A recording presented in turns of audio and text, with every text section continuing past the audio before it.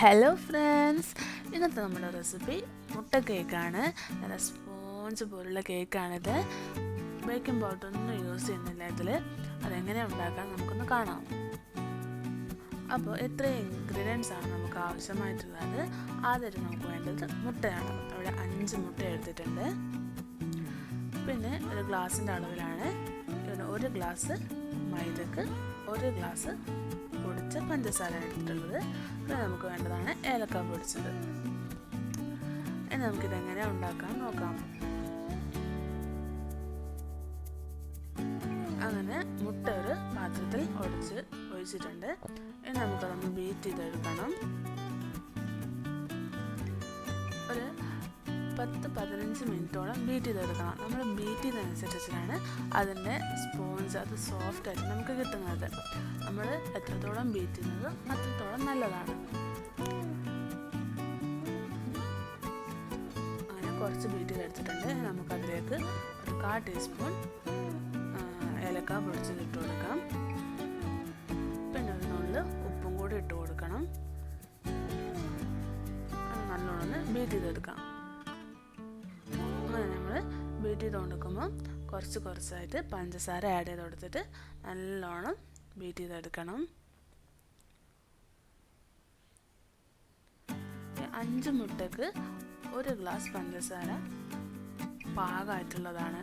നമ്മൾ അധികം മധുരം കൂടിപ്പോയില്ല, തീരെ കുറഞ്ഞു പോവില്ല, പാകത്തിനുള്ള മധുരമാണ്.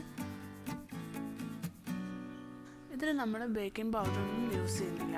അല്ലാതെ തന്നെ നല്ല സ്പോഞ്ച് ആയിട്ട് നമുക്ക് ഈ കേക്ക് കിട്ടും. അതിൽ അതാണ് ഞാൻ നേരത്തെ പറഞ്ഞത്, നല്ലോണം നമ്മൾ ബീറ്റ് ചെയ്യണം. ബീറ്റ് ചെയ്തിട്ട് അതൊരു നമ്മൾ ക്രീമി കൺസിസ്റ്റൻസിയിൽ വരുന്നത് വരെ നല്ലോണം ബീറ്റ് ചെയ്യണം.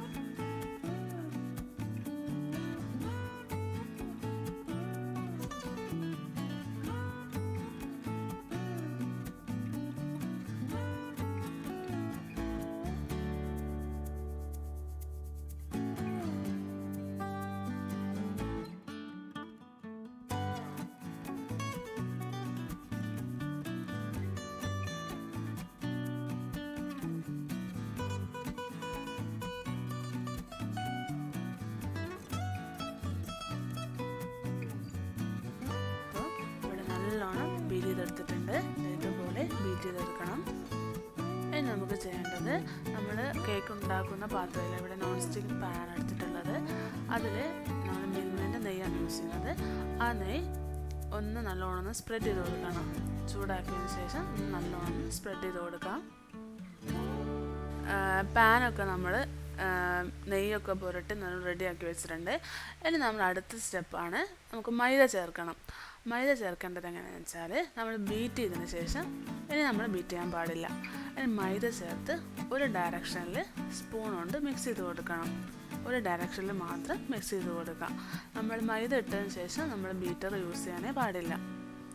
പിന്നെ മൈദ ഇട്ട് മിക്സ് ചെയ്യുമ്പോൾ നമ്മൾ ഫുള്ളായിട്ട് ഒരുമിച്ച് ഇട്ടിട്ട് മിക്സ് ചെയ്യാൻ പാടില്ല.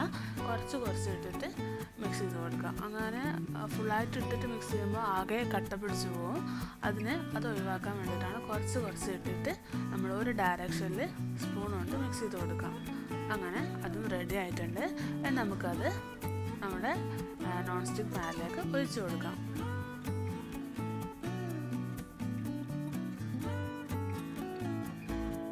അങ്ങനെ ഒഴിച്ചു കൊടുത്തതിന് ശേഷം നമ്മളൊന്ന് ടാപ്പ് ചെയ്യണം. അതിൻ്റെ എയർ ബബിൾസും പിന്നെ അതൊന്ന് ഒരു ലെവലാക്കാൻ വേണ്ടിയിട്ടാണ് ടാപ്പ് ചെയ്ത് കൊടുക്കുന്നത്. പിന്നെ അതിന് ശേഷം നമ്മൾ അതിലേക്ക് ഡെക്കറേഷന് വേണ്ടിയിട്ട് ബൂസ്റ്റിൻ്റെ പൊടി യൂസ് ചെയ്യുന്നുണ്ട്. ഇത് ഓപ്ഷനിലാണ്, ഇത് ഇട്ടില്ലെങ്കിലും കുഴപ്പമൊന്നുമില്ല. അങ്ങനെ ബൂസ്റ്റിൻ്റെ പൊടി ഒന്ന് സ്പ്രെഡ് ചെയ്ത് കൊടുക്കുന്നുണ്ട്.